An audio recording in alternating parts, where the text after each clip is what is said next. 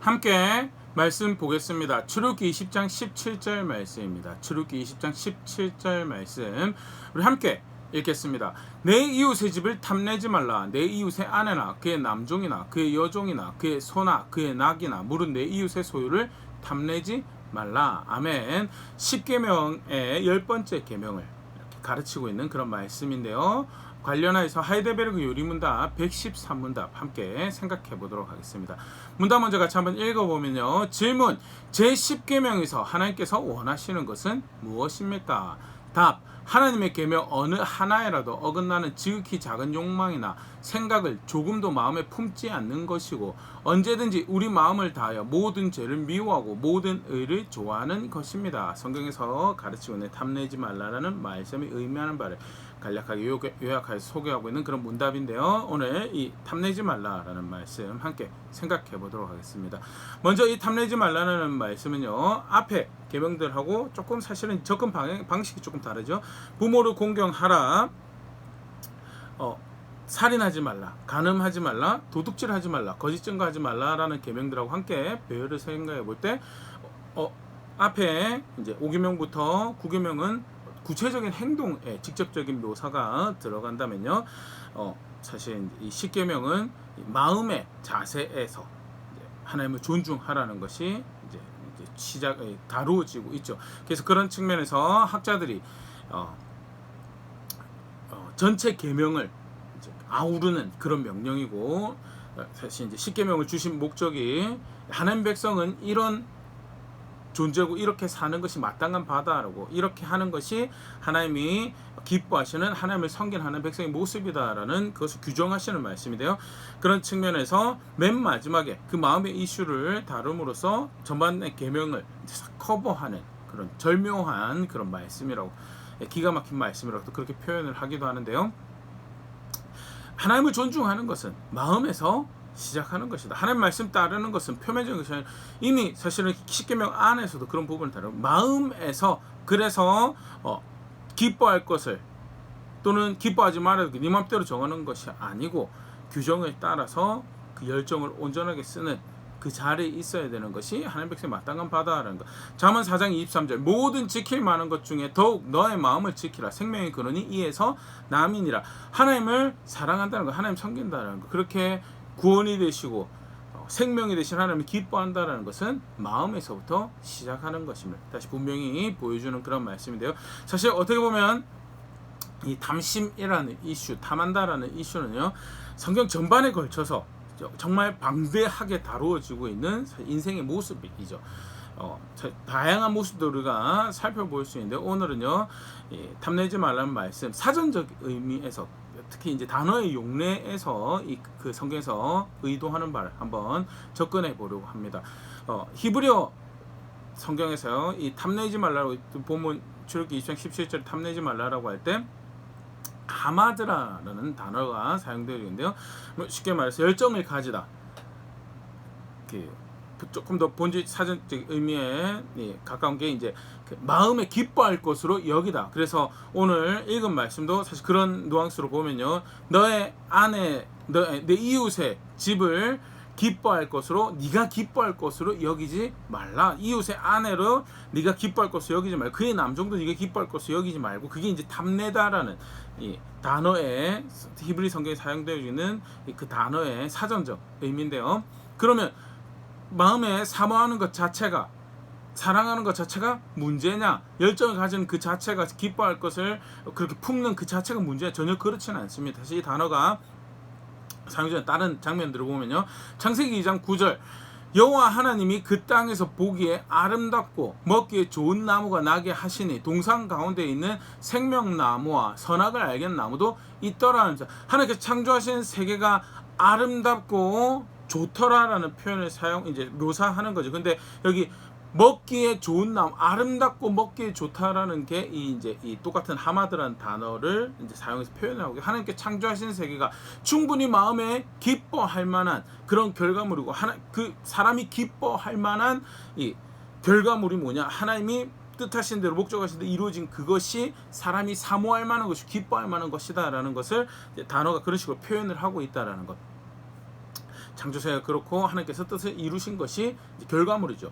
이제 그게 이제 사람이 열정을 가질 만한 마음에 품고 기쁨을 삼을 만한 것이다라는 것. 실제 단어가 그렇게 사용되어 있기 때문에 또 다른 또 긍정적인 이 단어의 사용 용례로 보면 시편 19편 9절 10절 여호와를 경외하는 도는 정결하여 영원까지 이루고 여호와의 법도 진실하여 다 의로우니 금 곧 많은 순금보다 더 사모할 것이며 꿀과 송이꿀보다 더 달도다. 하나님을 경외하는 가르침은 그런 도는 그런 길은 또 여호와의 말씀은 10절 금보다 곧 많은 순금보다 더 사모 여기 사모한다라고 번역한 것이 하마드란 단어를 사용해서 표현을 하고 있는 거죠. 더 마음에 기뻐할 만한 사랑할 만한 것이 된다라는 것. 하나님 말씀이 하나님 법이 그 생명의 질서가 그렇다라는 것. 성경에서 그 단어를 그렇게 사용하고 있다라는 것. 그래서 마음에 품고 사모하고 사랑을 가지는 기본적인 자세 자체는 하나님께서 사람에게 허락하신 하나님을 사랑하고 따르는 데 있어서 굉장히 중요한 요소로 허락하신 모습이다라는 것. 특별히 마음에서부터 기뻐해서 그렇게 결정하고 품고 그렇게 하나님을 향할 수 있는 것은 우리에게 주신 또 다른 은혜의 한 모습이고 실제로 그것을 사용하여서 앞에서도 봤지만 하나님 뜻이 이루어지는 것을 아름다운 것으로 그 뜻이 이루어져서 펼쳐지는 것을 그것을 기뻐할 만한 것, 사모할 만한 것을 마음에 그것을 내가 진정 원합니다라는 그런 자세를 가지는 것은 성경에서도 표현되어주고 격려되어주고 있는 모습이다라는 것. 마찬가지로 하는 말씀도 사실은 그렇게 마음에 품고 사모할 만한 실제로 그런 작용을 우리 가운데 가지도록 하나님께서 주신 은혜죠. 열정을 품는다라는 것은 오히려 열정이 없이 하나님을 섬긴다라는 것, 열정이 없이 하나님을 향한다라는 것, 굉장히 메마르고 마음에서는 전혀 그게 동하지 않아요. 그런데 어쩔 수 없이 마지못해서 습관적으로 교회 다니고 습관적으로 말씀 보고 습관적으로 했기 때문에 전혀 겉으로 들으면 아무런 문제도 없는데 사실은 실상은 자기 자신과는 그 삶이 그렇게 동의하지 않고 있는 같이 가고 있지 않는 사실은 궁극적으로는 하나님을 떠날 수밖에 없지. 더 자기가 기뻐할 만한 뭔가가 생겨버릴 때 언제든지 하나님을 뒷전에 둘 수 있는 그런 상태고요. 절대 마음의 열정을 가진다 좀 문제가 되지 않죠. 실제로 하나님은 처음 사람을 만드셨을 때요 그런 방향과 그런 질서를 기준을 제시하셨죠. 너무 유명한 말씀 창세기 1장 27절 28절 하나님이 자기 형상 곧 하나님의 형상대로 사람을 창조하시되 남자와 여자를 창조하시고 하나님이 그들의 복 주시며 하나님이 그들에게 이르시되 생육하고 번성하여 땅에 충만하라 땅을 정복하라 바다의 물고기와 하늘의 새와 땅에 움직이는 모든 생물을 다스리라 하시니라. 마음에 품고 하나님의 형상처럼 그 땅을 살아가면서 하나님께서 명령하신 것들을 그것을 마음에 품고 그것을 기뻐하고 그것을 사랑할 것으로 여기서 그렇게 살아가라고 하나님 백성답게 이 땅에 하나님 뜻을 펼쳐내라라고 만들어졌고 그렇게 바른 방향이 제시가 되어졌고 실제로 열정을 품는다는 것, 사모하는 마음을 가진다라는 것, 기뻐할 대상을 그렇게 하나님과 하나님 말씀, 하나님 뜻과 하나님 목적을 그렇게 기뻐할 대상을 놓는 것은 원래 하나님께서 의도하신 인생의 모습이다라는. 근데 문제는 뭐예요? 그것이 그렇게 사용되지 않는 것. 똑같은 아까 그 하마드라는 단어가 실제 이제 또 성경에서 어떻게 이제 그러면 탐심이란 모습으로 사용되어지고 이제 살펴보면요. 창세기 3장 6절 여자가 그 나무를 본즉 먹음직도 하고 보암직도 하고 지혜롭게 할 만큼 탐스럽기도 한 나무인지라 여자가 그 열매를 따먹고 자기와 함께 있는 남편에게도 주매 그도 먹은지라 보기에 기쁨이 된다라고 하는 이 표현이 보암직도 한다라는 이 한글 번역에 이제 하마드라는 이 단어가 사용되어지면서 분명히 하나님께서 말씀하시죠. 창세기 2장 17절에 선악을 알게 한 나무의 열매를 먹지 말라 네가 먹는 날에는 반드시 죽으리라 하시나. 기뻐할 것이 되지 못한다라는 하나님이 말씀이 있었어요. 그것은 기뻐할 것으로 그것은 네가 누려야 될 것으로 여기지 말라라는 하나님 말씀이 있었는데 어떻게 해요? 하나님께서 선물로 주신 열정을 품고 사랑하는 마음 품고 그것을 향해 다름질할 수 있는 그 동력을 어떻게 사용하느냐. 사랑하지 말아야 될 것을 사랑하고 기뻐하지 말아야 될 것을 기뻐하는 그 일에 사용하게 되는 게 이제 대표적인 탐심의 모습이고 첫 번째 범죄의 모습이 사실 아이러니하게도 그런 이 하마드라는 이 마음에 품는 거기서 등장을 하고 있는 것을 이제 보일 수 있고요. 그런 측면에서 사실 탐심이란 아까도 잠깐 그런 어떻게 보면 성경 전반에 걸쳐서 다루고 있는 이슈 중에 하나가 탐심인데 그만큼 사실은 마음에서부터 하나님 존중하지 않고 굉장히 심각한 일인 거에 대해서 하나님을 기뻐할 때 성을 여기지 않고 하나님 법을 기뻐할 것을 여기지 않고 하나님 목적과 하나님 뜻이 이루어지는 걸 기뻐할 것을 여기지 않는 것은요 심각한 모습이고 하와의 경우가 태초에 범죄가 사실 이제 그런 모습을 잘 보여주죠. 두 번째 또 그것이 이제 탐심으로 사용된 경우를 보면요 사실 이제 같은 단어가 사용되지 않았지만 광야 이스라엘 백성들도 욕심대로 마음에 이끄는 대로 이제 하나님 시험했다라는 표현들이 이제 시편에 등장을 하고 있는데요. 아까도 이야기드렸고 오늘은 이제 하마드라는 이 단어 구체적으로 사용된 용례 가운데 이 실제로 이 탐심이라는 것이 어떤 식으로 펼쳐지는지 한번 보려고 그러는데요. 여호수아 7장에 이 단어가 또 사용됩니다. 여호수아 7장 21절 내가 노력한 물건 중에 시내산의 아름다운 외투 한 벌과 은 200세겔과 금 무게가 50세겔 되는 금덩이를 보고 탐내어 가졌나이다. 보소서 이제 그 물건들은 내 장막 가운데 땅속에 감추었는데 은은 그 밑에 있나이다 하더라. 은 200세겔 다음에 50세겔 되는 금덩이 보고 탐내어서 가졌다. 여기 탐내었다라는 표현에 또 하마드라는 단어가 사용되어지고요. 아간이 범죄하죠. 첫 전투 여리고성의 첫 전투가 마쳐지고 난 다음에 하나님께서 여호수아에게 명령을 주십니다. 여호수아 6장 18절 19절 너희는 온전히 바치고 그 바친 것 중에서 어떤 것이든지 취하여 너희가 이스라엘 진영으로 바치는 것이 되게 하여 고통을 당하게 되지 아니하도록 오직 너희는 그 바친 물건에 손대지 말라. 은금 동철 기구들은 다 여호와께 구별될 것이니 그것을 여호와의 곳간에 드릴지니라 하니라. 그 여리고성에서 얻게 된 전리품을 하나님께서 하나님을 위해서 구별된 물건으로 받으시겠다고 결정을 하시고요. 거기 그래서 그것을 너희가 누릴 것으로 여기지 말 손대지 말라라는 그런 말씀을 주셨습니다. 사실은 첫 승리 아주 기적적인 승리죠.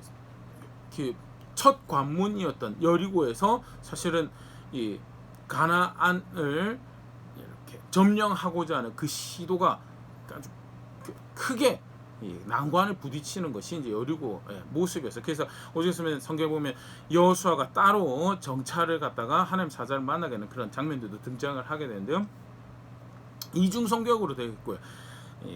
굉장히 이제 난공불락의 가나안의 관문으로 알려져 있던 고고학자들의 발견에 의하면 가나안의 관문 역할을 했던 이제 점령하기 어려운 성이 여리고 성이었고 실제로 그런 고민과 난관 앞에 서 있었는데 하나님께서 그것을 하나님의 방법으로 점령을 하게 하시고 하나님께서 이 백성들의 발걸음을 인도하시는 주체가 되십니다. 전쟁을 그들의 손과 그들의 발로 그들의 피로 전쟁을 싸움을 치르는 것처럼 하나님께서 그들을 인도해 가시는 분이신 것을 확인하는 일이 벌어지고 더불어서 그래서 그 전리품을 구별하여서 하나님께 드려진 것으로 받으시겠다는 하나님 결정이 있으셨고요. 사실 그 놀라운 은혜죠. 이 모든 성공이 하나님에 의한 것임을 백성으로 상기하고 백성으로 다시 한번 분명히 표대를 가질 수 있도록 그래서 구별해서 나에게 바치고 손대지 말라라는 기준을 주셨습니다. 근데 아간이 그것을 보고 그 기준이 있는데 말씀이 있는데 그걸 어기고 기뻐하지 말아야 될 것을 품지 말아야 할 것을 품는 그런 자리에 서게 되고 그 결과가 도둑질을 하게 되는 거죠. 도둑질해서 사실은 여리고보다 훨씬 쉽게 보이는 아이 성에 패배를 당하게 되는 그런 일을 이제 마주하게 되는 것이 이제 여호수아에 기록되어 있는 모습인데요. 뭐가 탐내는 거였냐? 마찬가지 예덴 동산에서도 먹고 죽는다고 했는데 그거를 보기에 아름다운 것을 먹기에 즐거운 것으로 여기는 그 자세가 탐심이고 가지지 말라고 했는데 손대지 말라고 했는데 손대지 말아야 될 것을 마음에 품어요. 그게 뭐냐? 그게 탐심이다는. 또 이 하마드라는 단어의 사용을 한번 보면 이사야 1장 21절 너희가 기뻐하던 상수리 나무로 말미암아 너희가 부끄러움을 당할 것이요 너희가 택한 동산으로 말미암아 수치를 당할 것이며 여기서 기뻐하던 상수리 나무라는 표현이 이제 여기 하마드라는 표현이 사용되었습니다. 기뻐하던 사실은 하나님께서 이스라엘 백성을 선택했죠. 분명한 주인이 존재합니다. 인도자가 계시고요. 이사야 1장 3절 소는 그 임자를 알고 나귀는 주인의 구유를 알건만은 이스라엘은 알지 못하고 나의 백성은 깨닫지 못하는도다 하셨도다 하면서 목자를 은혜를 베푼 주를 쉴만한 물가와 초장으로 먹을 것이 있는 초장으로 인도하는 목자를 소도 알고 나귀도 알는데 이스라엘은 알아보지 못해. 그래서 뭘 기뻐할 대상으로 여기느냐? 특별해 보이는 나무, 여기 상수리 나무를 오크라고 영어로 이제 표현하는데요. 상수리 나무를 기뻐할 것으로 여기는 거예요. 구원이 될 것으로 여기는 거예요. 그런데 하나님께서 그렇게 그걸로 말미암아 수치를 당할 실제로 적들이 닥쳐오는데 그 상수리 나무가 구원이 되던가요? 절대 그렇지 않거든요. 그 상수리 나무가 문제 해결이 되던가? 아니거든요. 결국 뭐 있느냐? 기뻐하지 말아야 될 것을 자기 마음의 만족을 위해서 기뻐할 것으로 여기고 스스로 속인 거예요. 정말 안타까운 모습인데 그게 탐심이다. 기뻐해야 될 하나님이 있어요. 그리고 기뻐해야 될 그 하나님의 법이 있고요. 그리고 하나님 뜻이 그 하나님의 의도가 이루어지는 것을 기뻐해야 돼. 그래야 하나님 형상으로서 이 땅에 살아가는 분명한 방향성과 살아갈 방식이 규정되어 있고 정해졌어요. 그게 속임이 아니고 헛된 것이 아닌 것을 조상들의 이야기를 통해서 확인이 되었어요. 그럼에도 불구하고 그 여호와 하나님을, 그 주인을, 그 목자를 기뻐하기보다 상수리 나무 기뻐하는 것, 그게 탐심이라는 탐심. 성경에서 이야기하는 탐하듯 탐심. 그래서 단순히 어떤 물건을 탐했다, 어떤 권리를 탐했다, 그것도 탐한 거죠. 그런데 더 깊은 이 탐심 뿌리, 성경에서 다루는 이 탐심 뿌리는 뭐냐? 하나님 존중하지 않은 거. 마음에서 하나님 존중하는 것이 없어진 것이, 마음에서 하나님 법을 존중하는 것이 없어진 것이 탐심이고, 그래서 탐심을 어떻게 표현하냐? 골로새 3장 5절 그러므로 땅에 있는 지체를 죽이라. 곧 음란과 부정과 사욕과 악한 정욕과 탐심이니. 탐심은 우상숭배니라. 아니 탐심이 뭐길래 우상숭배라고 특별히 따로 이렇게 이야기를 하는가? 앞에 우리가 쭉 살펴봐죠. 탐심요, 마음에 하나님이 없는 거예요. 그래서 단순히 물건을 탐했다 수준 정도가 아니고요. 단순히 제가 그 조금 더 그 200원을 그 100만 원을 조금 더 기뻐할 것을, 그 억을, 그 집을, 그 차를 기뻐할 것을 여겼습니다.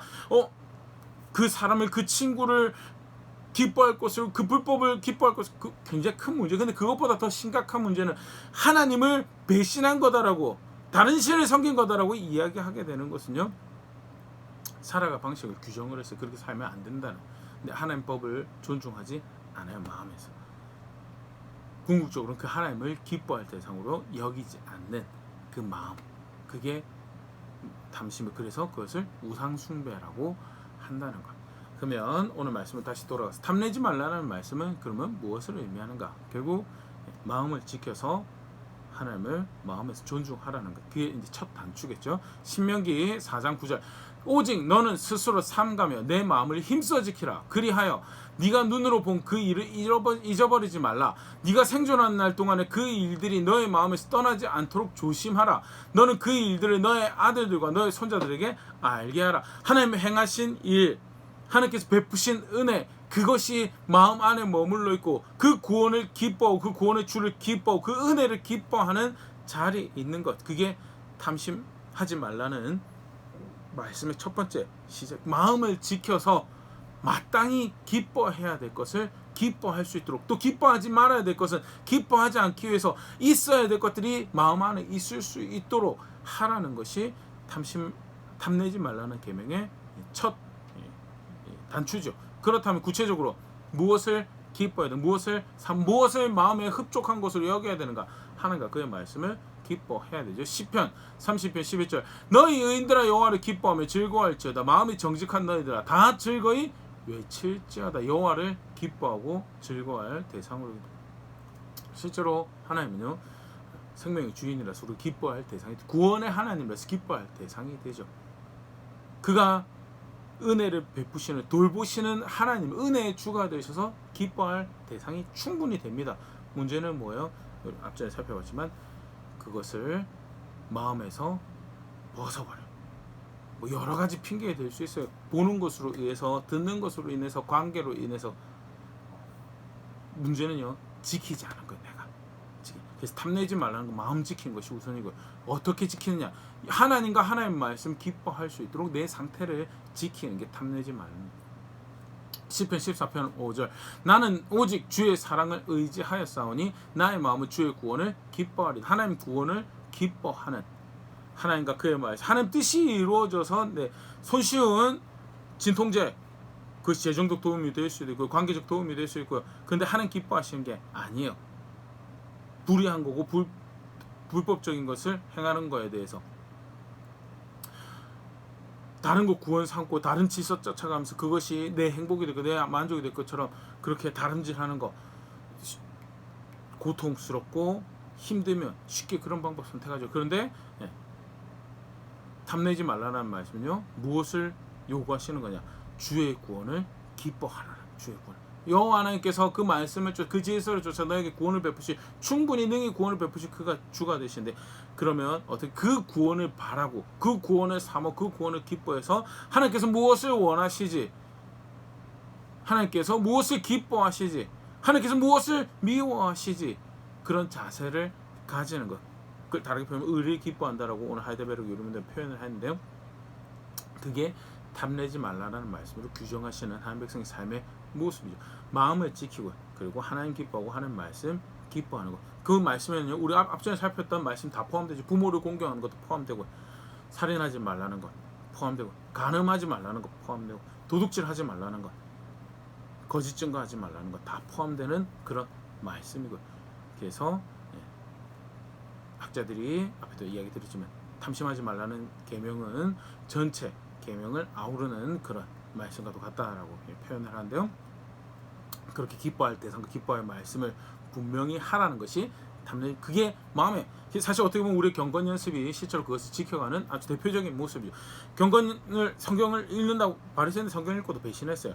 그러니까 성경 읽는 게 다 그렇게 된 거 아니에요. 성경을 읽고 말씀을 가까이 하고 또 여건이 허락된 대로 말씀 연구도 하고 또 묵상도 하고 하는 실제로 암송도 하고 실제로 그런 경건의 연습들을 하는 건 뭐 하는 거냐 기뻐할 대상을 계속 마음에 두려고 그 하나님과 그 하나님 말씀을 계속 생각과 마음에 두려고 내 삶에 두려고 치열한 싸움을 벌이는 첫 번째 무장이죠.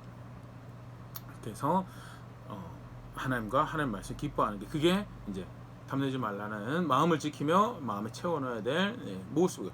구체적으로 탐내지 말라는 말씀 이제 세 번째 그것으로 규정한 하나님 백성의 삶의 모습 기뻐하지 말아야 될 것은 기뻐하지 말라. 우리가 간단하게 앞에 살펴봤지만요. 다 탐심은 무엇과 관련되어 있는 거냐. 하나님 기뻐하지 말라. 그 죽는다 여러분. 그건 내 거다. 손대지 말라. 너무하십니다. 손대지 말 아니죠. 아까도 잠깐 설명드렸지만요. 그렇게 하나님께서 그것을 받으신다는 것 자체가 사실은 너무 놀라운 짐이 우리의 여정을 하나님께서 그가 인도자가 되시고 그가 우리를 그렇게 앞으로도 승리의 길로 인도하실 거구나. 그가 우리의 진정한 구원이시구나라는 것을 확인하는 그런 장면인데 손대지 말라는 기준이 있는데 그거를 이제 기뻐하지 마. 그 선을 넘어가는 거야. 기뻐하지 말 것을. 내 거다고 내가 선택해서 내 거다라고 하는데 아니요.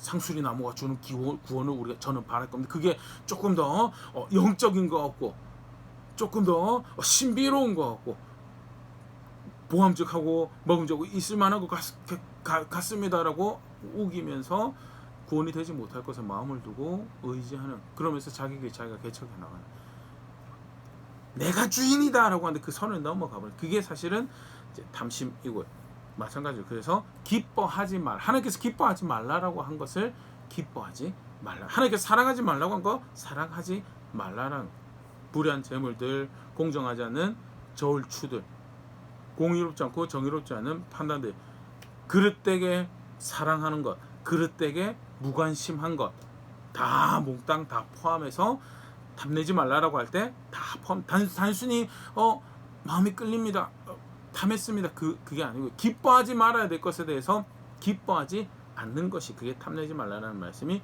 규정하시는 하나님 백성의 삶의 모습.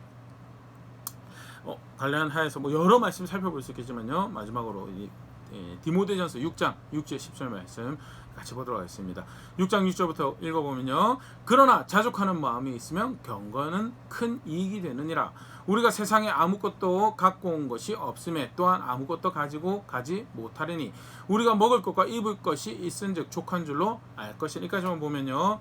자족하는 하나님께서 주신 열심히 일하지 말라는 게 아닙니다. 지금 현재 살고 있는 것에 안주하여서 수고하지 말라는 말씀 절대 아닙니다.